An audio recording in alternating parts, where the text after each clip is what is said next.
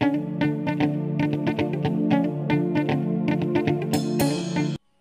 pagi, kami dari kelompok 3 akan mempresentasikan hasil diskusi kami tentang perencanaan perangkat lunak. Konsep perancangan perangkat lunak merupakan sebuah proses yang berkelanjutan dari analisa dan di dalamnya melakukan identifikasi hasil analisa serta menghasilkan konsep dasar untuk kepentingan pengembangan. Syarat perancangan perangkat lunak ada 6. Yang pertama itu fleksibel, mudah ditransfer, mudah dimodifikasi, handal, aman, dan tidak mahal.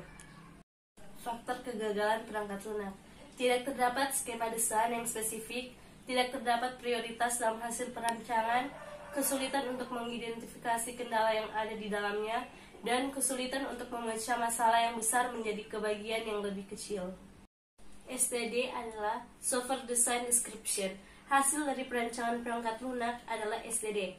SDD adalah representasi atau model dari perangkat lunak yang akan dibuat. SDD sendiri diibaratkan sebagai sebuah blueprint yang diharapkan mampu menjadi alat komunikasi dan hasil sebuah perancangan perangkat lunak. Selanjutnya, tahap perancangan. Perancangan arsitektur merupakan perancangan yang menghasilkan bagaimana sebuah perangkat lunak tersebut dapat dipecahkan menjadi sebuah komponen-komponen terpisah yang saling berkaitan. Jadi, sebuah arsitektur perangkat lunak merupakan kumpulan dari komponen perangkat lunak yang disusun secara terstruktur dan disajikan secara terintegrasi.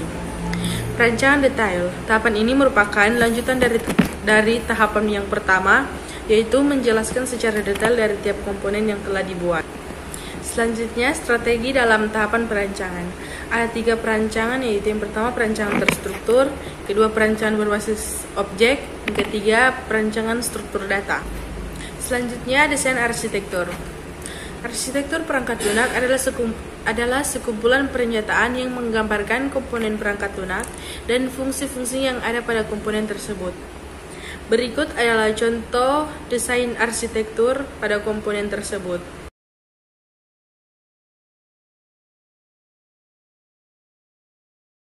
Selanjutnya adalah ragam arsitektur perangkat lunak. Salah satu contoh arsitektur perangkat lunak yaitu data center architectures. Arsitektur ini memiliki tujuan untuk mencapai kualitas integrability data. Istilah ini mengacu ke sistem di mana akses dan update dari menyimpan data diakses secara luas adalah tujuan utama mereka. Sarana komunikasi membedakan dua subtipe. Yang pertama adalah repository, yaitu klien mengirimkan permintaan ke sistem untuk melakukan tindakan yang diperlukan. Yang kedua adalah papan tulis. Sistem mengirimkan pemberitahuan dan data untuk pelanggan ketika data perubahan bunga dan dengan demikian aktif. Salah satu contoh yang paling terkenal dari data center arsitektur adalah arsitektur database. Adapun analisis data center arsitektur. Yang pertama, memastikan integritas data. Yang kedua, handal, aman, dijamin testability. Yang ketiga, klien independen pada sistem, yaitu kinerja dan kegunaan di sisi klien baik. Yang keempat, masalah dengan skalabilitas. Yang kelima, yaitu solusi. Repositori bersama, replikasi tapi ingin meningkatkan kompleksitas. Yang berikutnya adalah distribute system arsitektur. Distribute system arsitektur adalah suatu jaringan komputer yang saling berhubungan demikian rupa sehingga seolah-olah menjadi sebuah komputer yang digunakan oleh satu pengguna. Adapun model-model distribusi sistem arsitektur. Yang pertama, arsitektur logis yang terdiri dari organisasi logika dari komponen-komponen perangkat lunak. Yang kedua, komponen yang dimaksud berupa unit modular, berupa interface yang dapat diproses di sistem yang berbeda. Model yang kedua yaitu jenis model arsitektur logis, yang terdiri dari layer arsitektur, object-based arsitektur, data center arsitektur, dan event-based arsitektur. Model yang ketiga yaitu arsitektur fisik, yang terdiri dari peletakan mesin dan peletakan komponen perangkat lunak pada mesin sesungguhnya. Adalah object-oriented design. Desain berorientasi objek adalah sebuah teknik yang memusatkan desain pada objek dan kelas berdasarkan pada skenario dunia. Modelan yang selanjutnya ialah model dinamik. Model dinamik menggambarkan aspek dari sistem yang berubah setiap saat. Model dinamik dipergunakan untuk menyatakan aspek kontrol dari sistem. Model dinamik berisi state diagram. State diagram adalah graf di mana nodenya adalah state dan arc adalah transisi antara state yang disebabkan oleh event. Yang selanjutnya adalah real-time software design. Waktu nyata atau real-time adalah kondisi pengoperasian dari suatu sistem perangkat keras dan perangkat lunak yang dibatasi oleh rentang waktu dan memiliki tenggat waktu atau deadline yang jelas, relatif terhadap waktu suatu peristiwa atau operasi yang terjadi. Selanjutnya adalah desain UML atau Unified Model Language.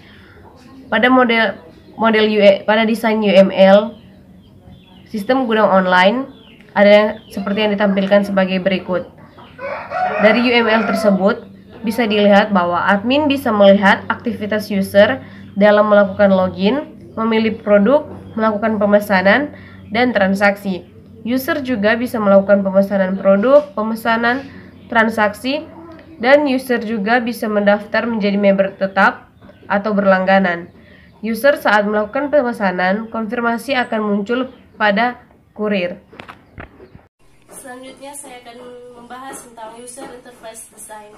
Desain interface adalah desain untuk komputer, peralatan mesin, perangkat komunikasi mobile, aplikasi perangkat lunak, dan situs web yang berfokus pada pengalaman dan interaksi penggunanya. Dan pada saat ini saya akan membahas tentang desain interface yang dalam studi kasus kami yaitu gudang online. Ini adalah desain gudang online dalam studi kasus kami. Yang pertama itu pengguna harus masuk terlebih dahulu dengan nama pengguna atau email beserta dengan kata sandi. Dan untuk pengguna yang belum memiliki akun harus daftar terlebih dahulu. Dan untuk admin harus masuk menggunakan nama admin atau email beserta dengan kata sandi. Di sini, user atau pengguna bisa mencari barang yang ingin dia sewa. Pada halaman kategori ini, user atau pengguna bisa melihat nama-nama barang yang disewakan, jumlah stok yang tersedia, harga, dan kuantitas yang ingin dipesan oleh pengguna, banyaknya barang yang disewa. Pada halaman keranjang pemesanan, pengguna atau user bisa memilih pilihan pembayaran dan dalam proses pemesanan, dalam pengiriman untuk diulas juga komentar-komentar apa yang ingin kita sampaikan kepada admin, dan pengembalian barang, tanggal berapa barang yang kita sewa dikembalikan, serta pembatalan dalam penyewaan.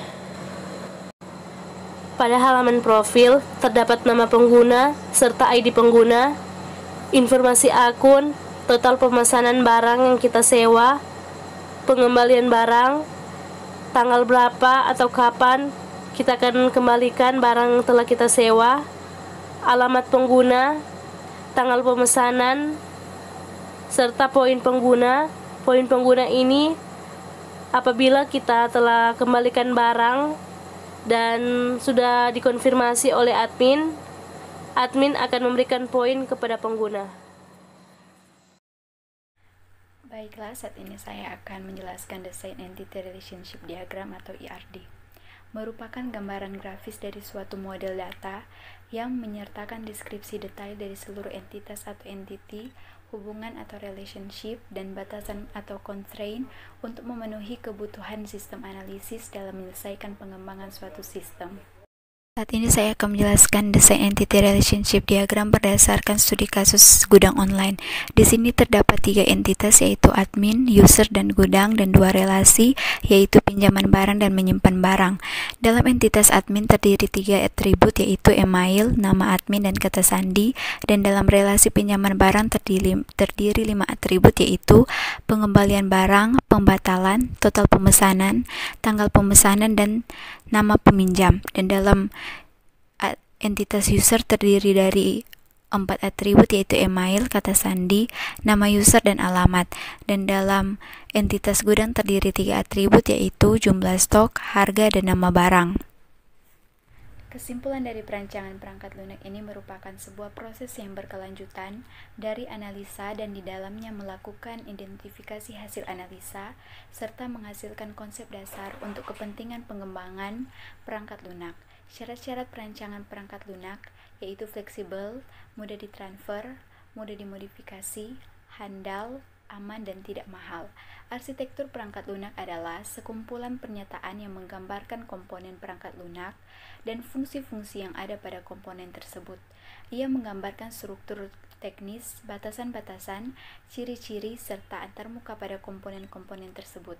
Identifikasi adalah kegiatan mencari, menemukan, meneliti, mengumpulkan, dan mencatat data yang dibutuhkan. UML atau Unified Modeling Language merupakan pengganti dari metode asal isi berorientasi objek dan desain berorientasi objek. User interface merupakan serangkaian tampilan grafis yang dapat dimengerti oleh pengguna komputer dan diprogram sedemikian rupa sehingga dapat terbaca oleh sistem operasi komputer dan beroperasi sebagaimana mestinya. ERD atau Entity Relationship Diagram merupakan gambaran grafis dari suatu model, data yang menyertakan deskripsi detail dari seluruh entitas atau entity, hubungan atau relationship, dan batasan atau constraint untuk memenuhi kebutuhan sistem analisis dalam menyelesaikan pengembangan suatu sistem. Demikianlah hasil presentasi kami mengenai perancangan perangkat lunak disampaikan. Terima kasih.